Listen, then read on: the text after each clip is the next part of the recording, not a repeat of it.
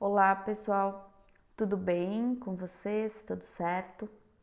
Espero que sim, né? Vamos então dando continuidade à nossa matéria de enfermagem, pediatria e neonatologia.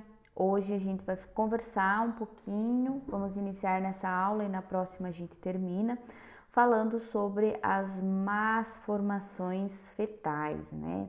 Aqueles defeitos que se prolongam depois do nascimento, né? Mas que dão início ainda lá na formação intrauterina, né? Lá no processo de formação do feto, tá?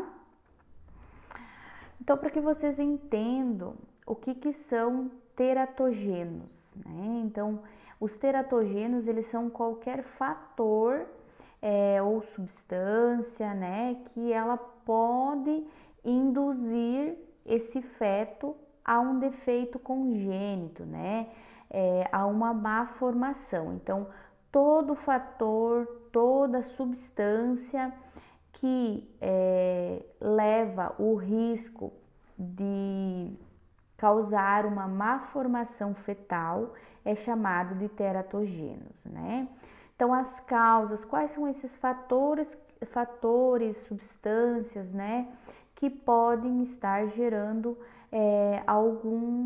alguma má formação fetal? Por exemplo, a deficiência nutricional é uma grande causa das malformações fetais. Por exemplo, radiação também pode causar uma má formação fetal. Tanto é que quem trabalha no setor de raio-x gestante não pode trabalhar, né? A partir do momento que é detectado uma gestação em alguma profissional que trabalha com radiologia, ela precisa ser afastada, né, trocada de setor, enfim, porque a radiação ela pode causar uma malformação fetal. Algumas drogas, o álcool, por exemplo, também, certas infecções, doenças, né, algumas patologias da mãe que podem estar passando para o feto, né, podem causar malformações, traumatismos, né, a nível intrauterino também pode ser um teratogênio, distúrbios hereditários, né, distúrbios da genética, no caso, do material genético que é passado dos pais para os filhos, e além de fatores físicos relacionados ao útero, por exemplo, a pequena quantidade de líquido amniótico pode interferir no desenvolvimento dessa criança, tanto no desenvolvimento neurológico, no desenvolvimento respiratório a nível de pulmões, né? Tudo isso pode afetar principalmente a parte neurológica, né? Essa questão ali do oligodrâmio que a gente fala, que é quando tem pouco líquido amniótico e causa um sofrimento fetal, né? A criança fica em sofrimento e acaba desenvolvendo alguma má formação, certo? Então vamos falar um pouquinho das anomalias do sistema nervoso central, né? Os defeitos que lá na formação do feto podem ocorrer a nível de sistema nervoso central. Os principais deles e os mais conhecidos são os defeitos no fechamento do tubo neural, né? Que se dividem em espinha bífida oculta, meningocele e meningomielocele ou mielomeningocele, né? São distúrbios bem graves, inclusive, e que devem ser tratados precocemente, né? Alguns, inclusive, podem causar distúrbios neurológicos, né, devido à má formação ali do sistema nervoso central. Então, a espinha bífida oculta, o que é a espinha bífida oculta? É uma anomalia que interfere ali na região lombo-sacra, né? A nossa coluna vertebral entre a última vértebra lombar e a primeira vértebra sacral, a L5 e a S1. O que ocorre na espinha bífida oculta, então? ocorre uma discreta depressão que ela pode ocasionar o aparecimento de pelos. No geral, pessoal, aqui vocês podem ver uma medula espinhal normal, né? Essa daqui é uma vértebra, onde a gente tem o corpo vertebral e os processos espinhosos, né? Os processos transversos e espinhosos ali da estrutura óssea da vértebra. Na espinha bífida oculta, o que acontece? O processo espinhoso aqui da vértebra, ele não fecha, tá vendo que falta osso aqui? Então, esse processo aqui, o processo espinhoso, não existe na espinha bífida oculta, existe apenas a parte muscular e o tecido tegumentar aqui, que protegem a medula espinhal que passa dentro da vértebra. Estão vendo? Esta daqui é a medula espinhal, esse ponto em rosa ali. Na vértebra normal, ela é protegida pelo corpo vertebral, né? E aqui o processo espinhoso. Na espinha bífida oculta, lá na lombar 5 e na sacral 1, não ocorre o desenvolvimento desse processo espinhoso, só a formação do tecido aqui da pele. Então, a medula espinhal, ela fica exposta. Então, se esse paciente, se essa criança, lá na vida adulta, essa pessoa, ela tiver um trauma nessa região, a medula espinhal é facilmente atingida. É uma pessoa que corre sérios riscos, por exemplo, de sofrer uma queda e ficar paraplégica, né? Porque o dano vai ser direto aqui na medula espinhal. Ela não vai ter o osso da coluna que protege, né? Na parte posterior aqui das costas, na região aqui, o corpo vertebral, na parte interna da vértebra, vai ter o osso, mas na parte externa não vai ter. Aqui vocês podem perceber, ó, que tem a medula espinhal que passa ali no canalzinho da vértebra, mas não há osso. Isso daqui é osso de uma vértebra e osso de outra vértebra. Mas na lombar e na sacral, na primeira vértebra sacral e na última lombar, isso não ocorre, não há formação dessa estrutura óssea que protege aqui a coluna vertebral, certo? Muitas vezes a espinha bífida oculta, ela é detectada ainda durante o processo de ultrassom, lá na ultrassom morfológica, que é mais aquela ultrassom que é realizada mais tardia, né? Em alguns casos, quando ele é bem diminuído, nem se consegue detectar precocemente. E esse indivíduo vai descobrir que ele tem espinha bífida oculta lá na vida adulta, né? Então, a meningocele ou espinha bífida cística é um pouco diferente, né? É quando não o osso da coluna na parte posterior não é formado e além de passar a coluna vertebral aqui, as meninges que revestem a coluna vertebral, elas formam um saco aqui proeminente, fazendo essa proeminência aqui na coluna, no tecido, na pele da criança, na região ali lombo-sacra, né? Entre a junção da coluna lombar com a coluna sacral. Raramente essa patologia, essa malformação está relacionada a malformações neurológicas, ou seja, a distúrbios neurológicos. Ocorre realmente essa malformação aqui, que tem que fazer um tratamento cirúrgico, né, para fazer a recolocação dessas meninges de forma mais interna, né, para que elas não fiquem expostas, porque o que acontece? Se essa criança sofrer um trauma aqui nessa região, onde há essa proeminência, essa herniação, esse saco herniado, ela vai estar atingindo diretamente as meninges, que assim como lá no nosso cérebro a gente tem a massa cerebral e aí tem as meninges, que são aqueles tecidos que revestem o nosso cérebro, e depois tem o osso, né? Isso se estende por todo a nossa coluna vertebral. Tem a medula espinhal, que é a continuação do sistema nervoso central, ou seja, a continuação do cérebro, a grosso modo falando para vocês. E aí tudo isso é recoberto pelas meninges e depois pela estrutura óssea das vértebras, né? Na espinha bífida oculta, a medula espinhal está no lugar certo, as meninges estão no lugar certo, só não há formação do osso, certo? Nessa região aqui, lombosacral. Na espinha bífida cística ou na meningocele, não há formação do osso e há uma protuberância do saco ali das meninges, né, que protege. Então, faz o procedimento cirúrgico e reverte essa situação, né?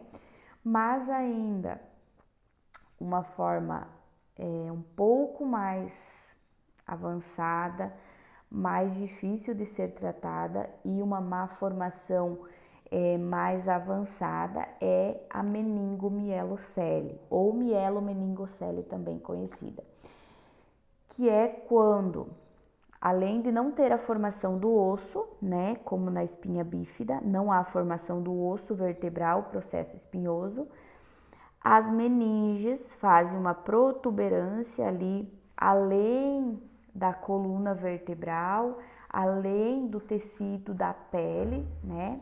Ainda junto com as meninges, a coluna, a medula espinhal também faz uma herniação junto com aquele saco meníngeo, né? Então, aquele saco herniado, que é recoberto geralmente por um tecido bem fininho de pele, né? Que dentro contém as meninges, também vai ter tecido nervoso, né? Então, o que acontece? Se essa criança sofre um impacto aqui nesse saco herniado, no caso da meningomielocele, ela atinge diretamente a parte do tecido nervoso aqui, podendo lesionar, né? E podendo ter um acometimento grave ali de comprometimento dos membros inferiores, de movimentação, de sensibilidade, né? Por isso que a gente tem que ter muito cuidado se a gente pegar um recém-nascido com essa teratologia, né? Com essa patologia, com essa anomalia, e cuidado em recobrir essa região e não deixar que ocorra nenhum trauma nessa região, né, para que essa criança não seja afetada. E obviamente ela vai para o procedimento cirúrgico o mais breve possível, a fim de sanar essa anomalia, né? No caso, a meningomielocele, 80% dos casos ocorre lá na região lombosacra, né? Entre a lombar, região lombar e a região sacral. Mas ela pode se envolver em outras partes do sistema nervoso central, né? Como, por exemplo, na região do crânio, que daí a gente chama de encefalocele, que é a mesma questão daqui, né? Da meningomielocele, não há o fechamento adequado da estrutura óssea, há uma herniação das meninges, como vocês podem ver aqui na região occipital, e também o que sai para fora, o sistema nervoso central. Nesse caso, né, é o que? O cérebro. O cérebro que fica proeminente junto aqui, na encefalocele. Por exemplo, ela pode ser uma encefalocele frontal, né, na região frontal aqui do crânio da criança, na região nasal, na região parietal, occipital, como é esse caso aqui. Então, o crânio aqui da criança tem uma abertura, ele não se fechou adequadamente nessa região. E aí faz uma protuberância das meninges que recobrem o cérebro e automaticamente o sistema nervoso central também faz uma herniação junto com as meninges, né? Esses casos são bem mais graves do que a espinha bífida oculta, a mielomeningocele, né? Porque geralmente eles estão acompanhados de outras patologias, de outras anormalidades, como por exemplo a hidrocefalia, né? Que a gente vai ver mais pra frente o que é. Pode estar associado com paralisia, pode causar crises convulsivas e pode levar essa criança à morte iminente também, né? Porque qualquer trauma nessa região afeta diretamente o cérebro da criança, né? O sistema nervoso central, certo? Então, dessas patologias, quais são os cuidados da enfermagem que a gente vai ter, já que elas são patologias graves, né? Anormalidades graves para as crianças. Sempre que a gente vai pegar um recém-nascido lá, que o doutor entrega o recém-nascido para nós, para fazer os primeiros cuidados, lembram que a gente já verificou que a gente vai avaliar o método de Capurro, vai avaliar a idade gestacional da criança, perímetro cefálico, PT, que é o perímetro torácico, peso, altura, temperatura, fazer a aspiração das vias aéreas se for necessário, aquecer essa criança e tudo mais. A gente vai examinar detalhadamente a coluna vertebral, né? A fim de procurar alguma mancha ou um tufo de cabelo, que é o indicativo da espinha bífida, por exemplo, né?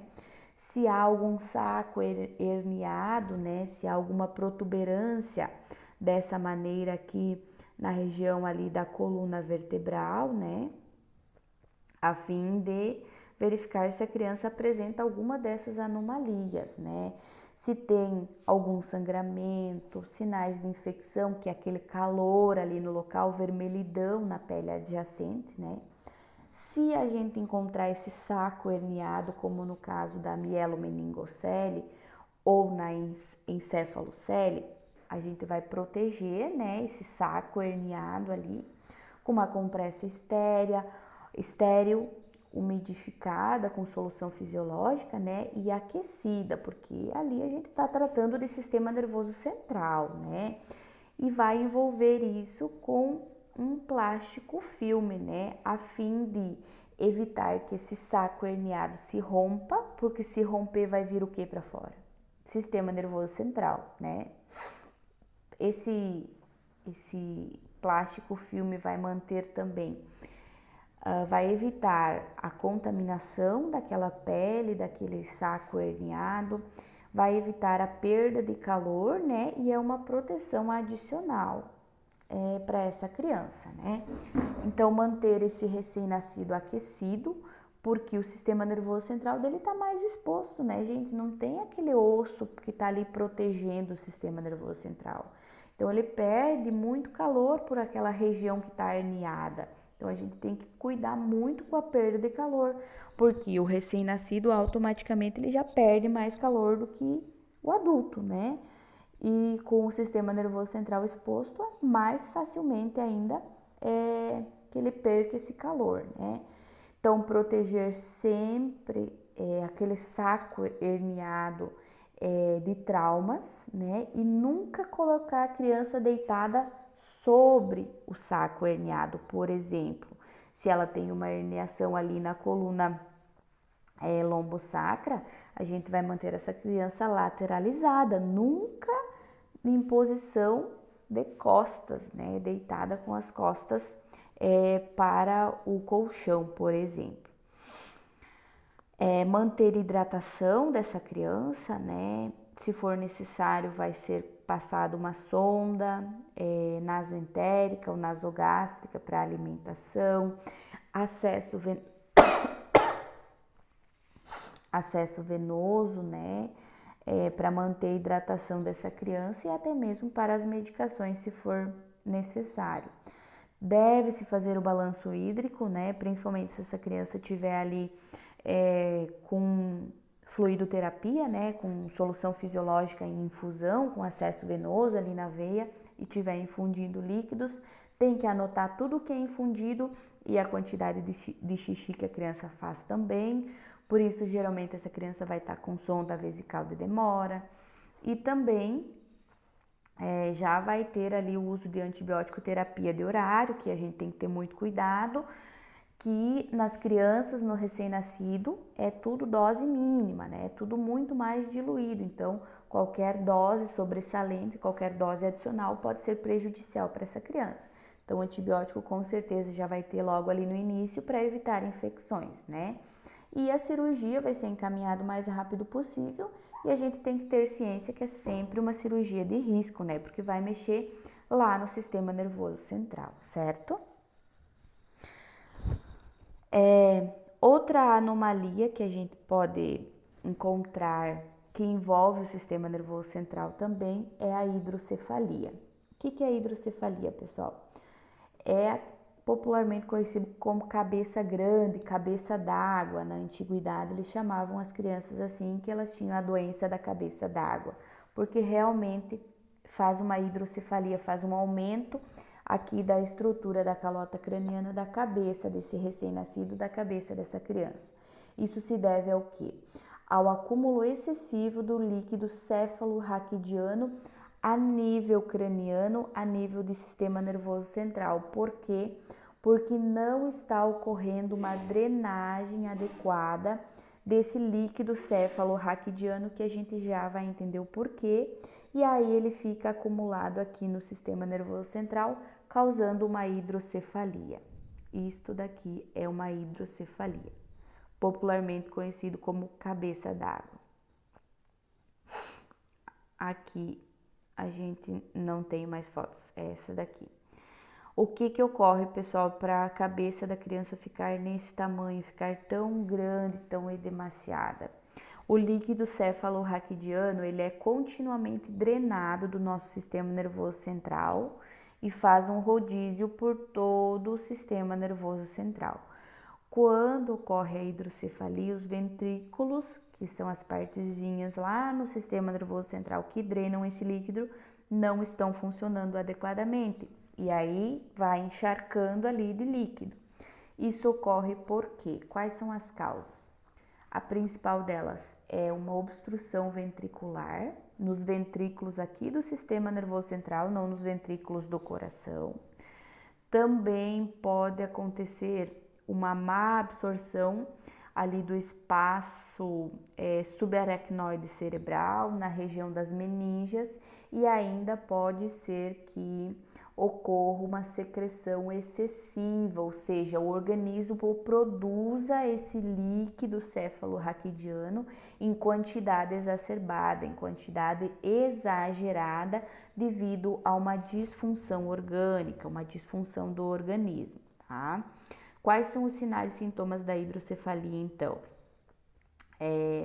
Um dos principais que a gente vai perceber, as fontanelas que quando a criança nasce, a nossa calota craniana não é totalmente fechada, né? Ela é formada por partes. E aí a gente tem as fontanelas, a principal dela é a bregmática, que são aquelas que a mãezinha fala, não cuida, não bater as fontes, né? Então essas fontanelas, elas vão estar abauladas e geralmente sem pulso, né? As suturas, que são aquelas que fazem a junção das partes do crânio, a gente vai conseguir palpar elas, porque o espaço ali dentro vai estar tão aumentado que as partes da calota craniana elas vão estar mais separadas, então a gente consegue palpar estas suturas. Os olhos dessa criança vão estar mais deprimidos. Vocês vão perceber um aumento, né, geral ali do tamanho da calota craniana. O perímetro cefálico geralmente vai ser aumentado. Lembram das medidas que a gente viu do perímetro cefálico? Vão ser bastante aumentados. A região frontal aqui do crânio vai ter uma protuberância, vai ser mais proeminente, justamente porque esse crânio precisa crescer, né, para dar espaço a esse líquido. A criança também vai estar bastante irritada. Se a gente fazer uma percussão ali na região do crânio, a gente vai perceber o som de um pote rachado, assim, quando a gente bate tum, tum, tum, justamente pelo acúmulo de líquido anormal que há ali na região, aqui na região do crânio, né, a nível cerebral. Qual é o tratamento, pessoal? O tratamento é cirúrgico, sem sombra de dúvidas, né? Onde se faz a colocação de alguns catéteres para que esse líquido seja drenado, né? Então, esse catéter, ele é colocado lá nos ventrículos do sistema nervoso central, e aí esse catéter por dentro do organismo da criança é passado até o peritônio, ou seja, esse acúmulo de líquido que faz essa hidrocefalia, Esse líquido vai ser drenado lá para o peritônio da criança, né? Ou pode ser colocado um catéter que vai drenar lá na, no coração da criança, lá no átrio. Vai fazer a drenagem desse líquido céfalo-raquidiano excessivo, vai drenar lá para a parte cardíaca da criança, tá? Esse catéter, pessoal, ele vai tirar todos aqueles sinais e sintomas, né? Ele vai diminuir essa hidrocefalia, mas é uma criança que bem provável que durante toda a sua formação fetal já vem apresentando essa hidrocefalia, então ela vai apresentar distúrbios neurológicos, é uma criança que já vai ter um atraso no desenvolvimento, justamente porque afetou toda a parte neurológica, né? O cérebro dessa criança não teve um desenvolvimento adequado. Então, uma criança que vai ter problemas neurológicos com certeza, né? E esse ventrículo, ele tem que ser trocado conforme a criança vai crescendo, né? Então, é uma criança que vai passar por vários processos cirúrgicos durante a sua vida. E a estimativa de vida, obviamente, é bem menor dessa criança, né? Algumas complicações desse tratamento, né? Dessa cirurgia. A hipotonia, que é a flacidez muscular, né, permanente, vômitos frequentes, além do que pode haver uma descompensação na regulação da temperatura dessa criança, porque vai mexer lá no sistema nervoso central, vai afetar a parte termorreguladora da temperatura e também essa válvula, ou seja, esse catéter, ele pode apresentar rejeição, pode apresentar uma infecção. É uma criança que vai precisar de muitos cuidados, tanto após o procedimento cirúrgico quanto lá no domicílio por parte dos pais, né? Quais são os cuidados de enfermagem relacionados à hidrocefalia, então, pessoal? Geralmente, quando a gente vai receber esse RN, a gente já vai fazer a avaliação, já vai verificar que o perímetro cefálico dessa criança vai estar aumentado e posteriormente o médico vai fazer a avaliação, vai pedir exames de imagem, exames adicionais para que ele consiga confirmar essa anomalia. Depois de confirmado, se a criança está internada para fazer o procedimento cirúrgico, ou mesmo que não seja, que seja após o procedimento cirúrgico, a gente vai avaliar, fazer a medição do perímetro cefálico diariamente. Sempre vai observar os sinais de hipertensão intracraniana, ou seja, do aumento da pressão lá dentro do crânio dessa criança, justamente pelo acúmulo de líquidos que a hidrocefalia faz. Mudança de posição a cada 2 horas, mudança de decúbito, isso é importante. Manter a cabeceira dessa criança sempre elevada, sempre elevada. As refeições, se for uma criança já com uma idade um pouquinho maior do que uma criança de colo, as refeições elas têm que ser em pequenas quantidades, de forma mais controladas.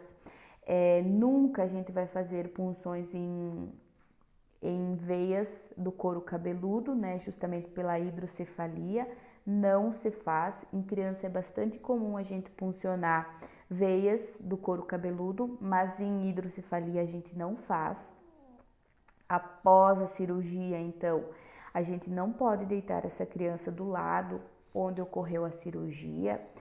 Tem que avaliar sempre a lesão, né, o ferimento cirúrgico dessa criança e avaliar o funcionamento da válvula, desse catéter que foi colocado, se ele realmente está drenando, né? Fazer o curativo com antisséptico, muito cuidado para não fazer uma infecção nessa inserção cirúrgica ali, porque o que, pessoal?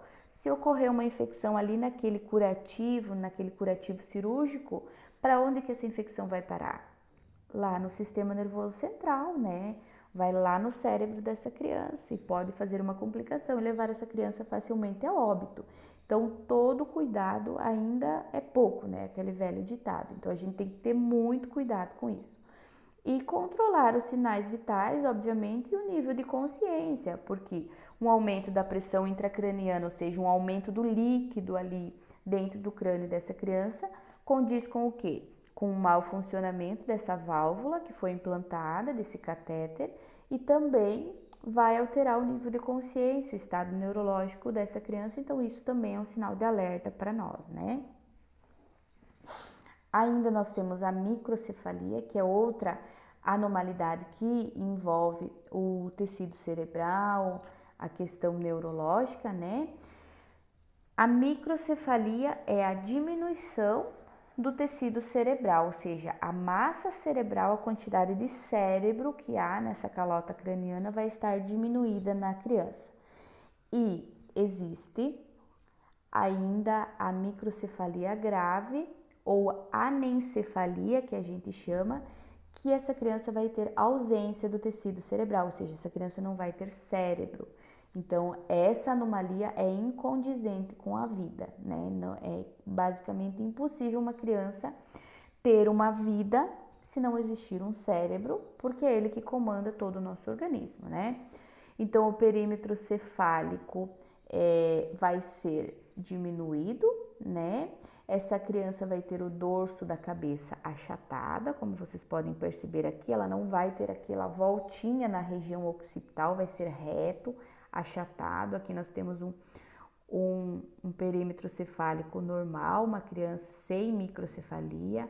Aqui nós já temos uma criança com uma microcefalia e aqui uma microcefalia grave ou anencefalia, né? Além do que o topo aqui da cabeça dessa criança vai ser bem pontudo, bem proeminente na microcefalia. A anencefalia que eu estava falando para vocês é quando não existe massa cerebral, né?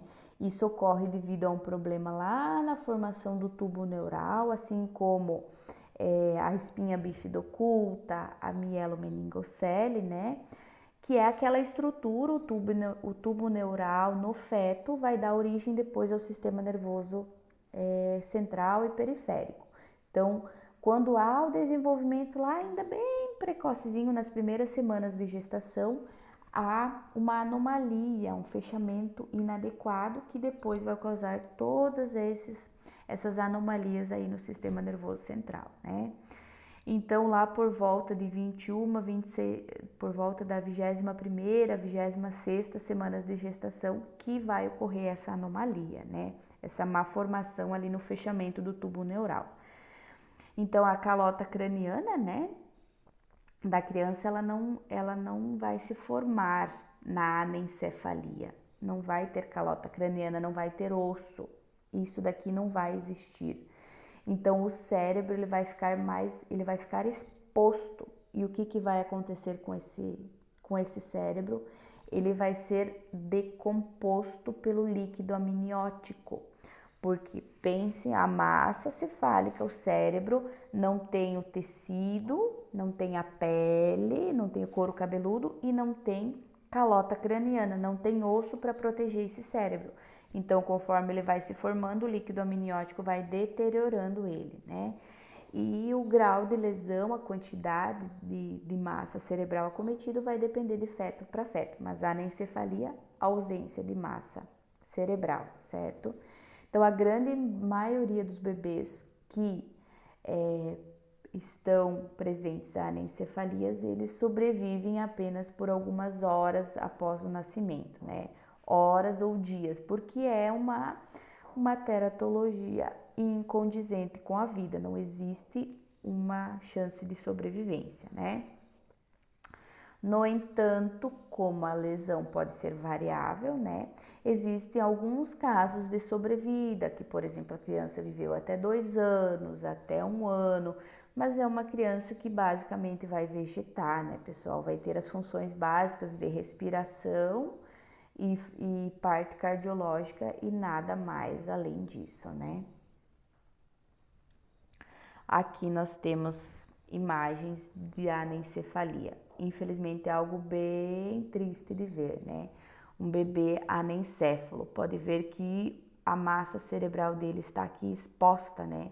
não há formação aqui da calota craniana. Aqui mais um exemplo, aqui mais um exemplo.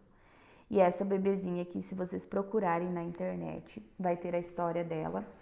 É uma das bebês anencéfalas que mais viveu. Se eu não me engano, ela teve uma vida até 2 anos de idade. Depois disso, ela foi a óbito.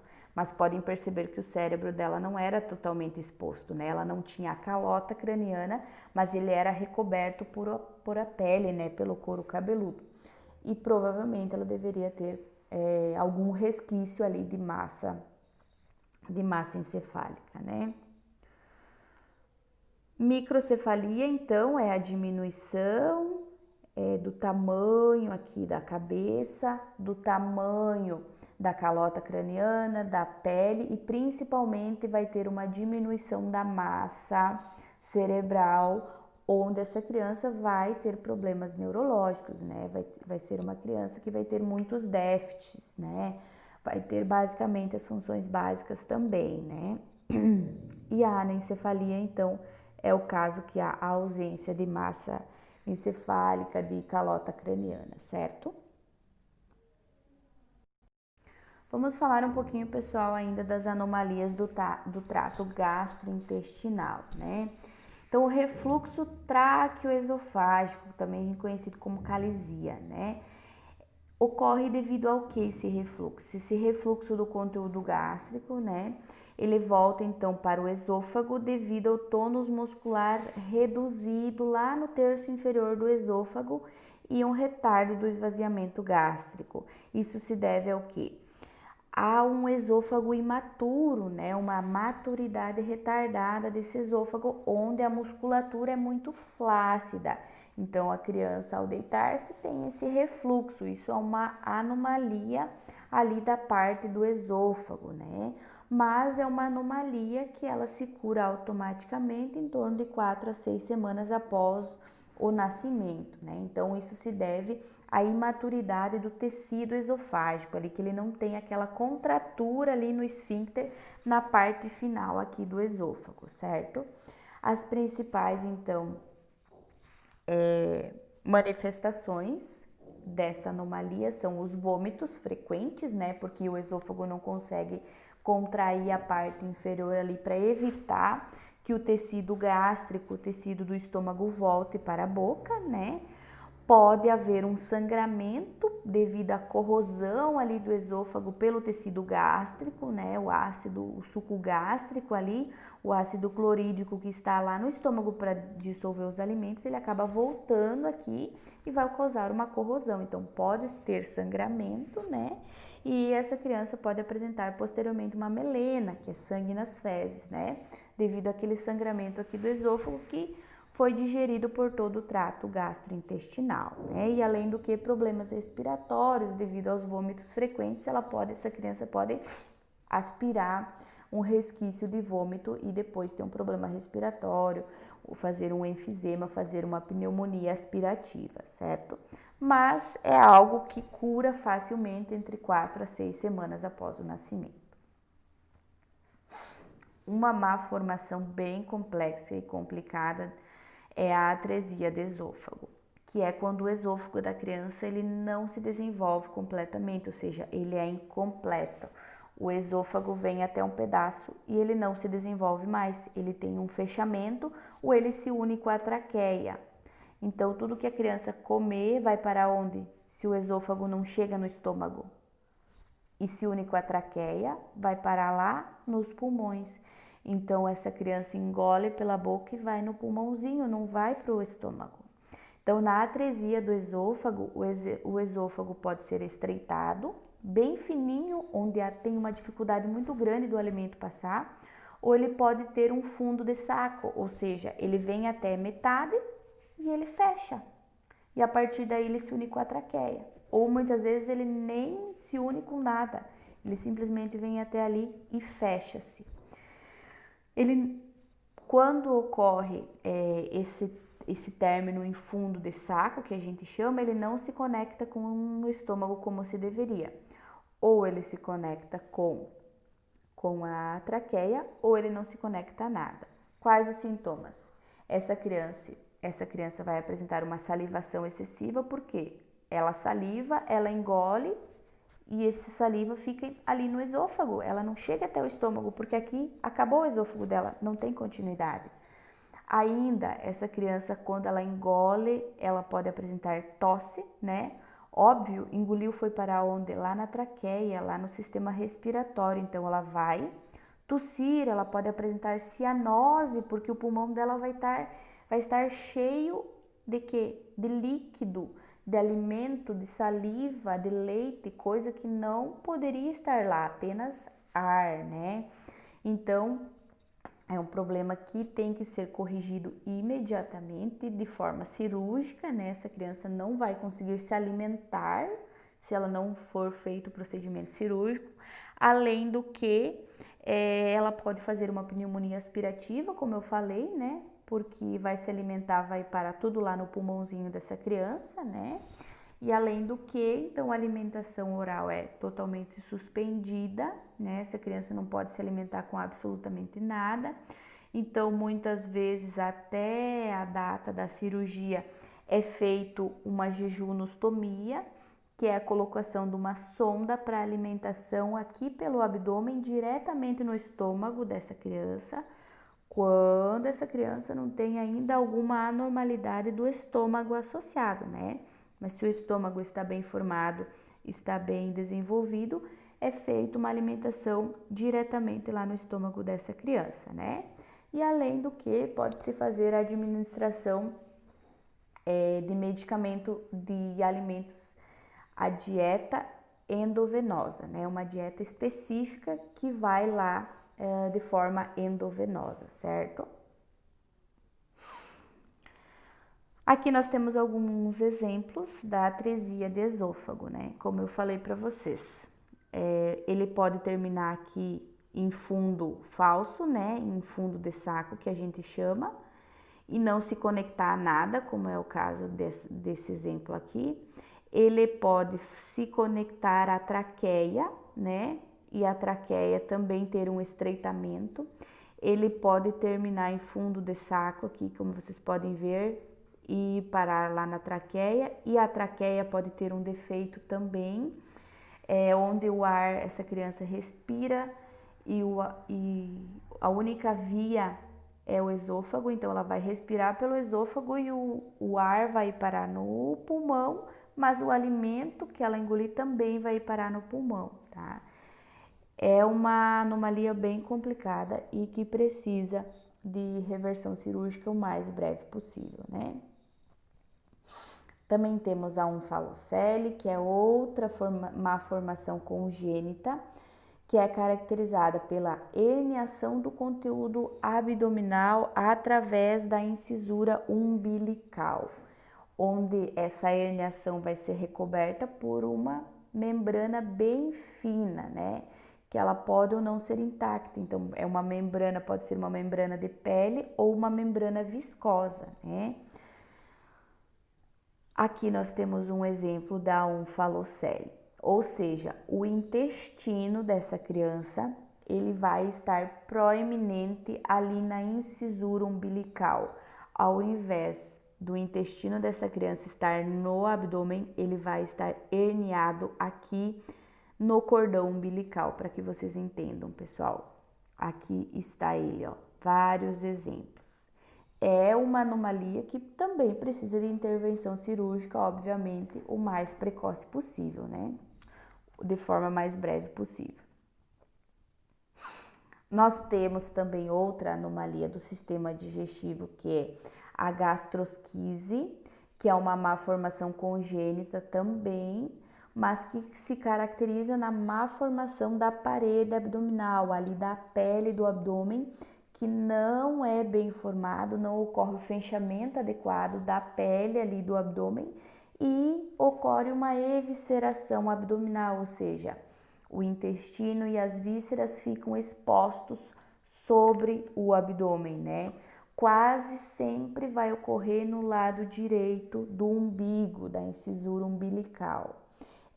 A gastrosquise, ela é diferente da onfalocele porque a onfalocele, os órgãos, o intestino ele fica proeminente ali no cordão umbilical, né? No cordão umbilical. A gastrosquise, os órgãos ficam expostos porque a parede do abdômen da criança não se fechou adequadamente, certo? Então, a gastrosquise, na gastrosquise, as vísceras abdominais elas ficam soltas, né? Elas não têm nenhuma uma membrana ali que recobre esses órgãos. Então, esses órgãos ficam expostos. O intestino da criança faz uma evisceração, fica ali diretamente exposto.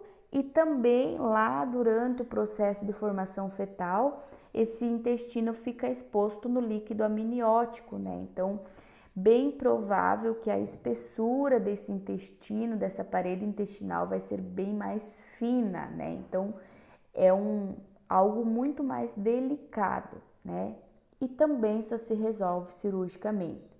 Mas aqui tem o exemplo de uma cirurgia, né? Faz a incisura, ali faz a incisura cirúrgica, faz a recolocação desses órgãos, né? No abdômen da criança e depois faz a sutura normalmente, tá? É uma cirurgia de emergência que precisa esse RN ir imediatamente ao centro cirúrgico, né? É uma cirurgia de risco, mas precisa ser feita o mais breve possível. O que a gente faz, pessoal, com o caso de uma gastrosquise? A gente tem que proteger esses órgãos eviscerados, né? Com uma compressa estéreo, solução fisiológica, plástico filme para manter isso aquecido, para manter livre de contaminação, né? Óbvio que é uma criancinha, um recém-nascido que depois vai ter que fazer antibiótico terapia para evitar complicações, uma peritonite, né? Que é uma infecção ali de todo o peritônio devido a essa exposição das vísceras, tá? Ainda nós temos as atresias intestinais, assim como existe a atresia do esôfago, que é o estreitamento ali do canal do esôfago, também existe a atresia intestinal, que é uma má formação, né? Onde o intestino, a alça intestinal ali, ele se estreita de uma forma tão forte que ele pode estar grudado, né? A grosso modo falando, pode ter a ausência de uma parte do intestino nas formas mais graves, né? Essa atresia intestinal pode ocorrer tanto no intestino delgado quanto no intestino grosso. Aqui tem uma imagem para vocês. A alça intestinal normal e aqui teve uma atresia, né? Pode ver que teve o fechamento ali da alça intestinal e depois teve uma continuidade, né? Como que se trata? Cirurgicamente, né? Faz um corte aqui nas alças intestinais e depois faz a união delas, né? Além da atresia intestinal, nós podemos ter a atresia anal, ou seja, quando o ânus ou ali a região do reto desse recém-nascido, ele está incompleto, ele teve uma má formação, um desenvolvimento incompleto, fazendo uma atresia, que é um estreitamento, ou até mesmo a ausência da incisura anal, pessoal. A atresia anal, ela geralmente vai ser detectada lá no exame físico inicial dessa criança, quando o médico vai entregar o bebezinho para nós, para a gente fazer a primeira avaliação, aquela avaliação que a gente faz o aquecimento e tudo mais dessa criança.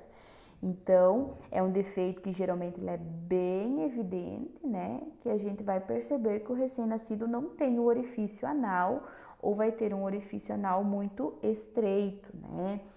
Ou se por um obséquio do destino for uma atresia mais discreta, depois, quando a mãe iniciar a alimentação dessa criança, a gente vai perceber que ele vai ter dificuldade para defecar, tendo uma obstrução intestinal, não vai conseguir fazer as primeiras fezes. Por isso que a gente sempre tem que observar se essa criança está evacuando, está fazendo xixi adequado, está fazendo cocôzinho adequado. Então isso é algo que a gente sempre tem que avaliar no recém-nascido para evitar uma atresia anal.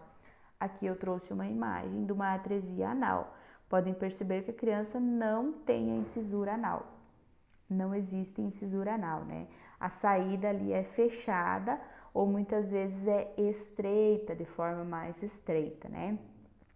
Ainda pode haver uma anormalidade onde a região anal, aqui o ânus, ele faz uma junção ali com a uretra, né? Tanto na vagina quanto no pênis. Aí ocorre um desenvolvimento inadequado, onde ocorre a junção da uretra e do ânus. Reversão cirurgicamente, né? Apenas cirurgicamente, não tem outra maneira de reverter uma atresia anal. Também é algo que tem que ser realizado o mais breve possível, porque essa criança vai se alimentar, não vai conseguir defecar, né? Certo, pessoal? Era isso que eu tinha para falar para vocês hoje, então. Deixei o questionáriozinho, respondam qualquer dúvida, eu estou à disposição, certo? Tchau, até a próxima.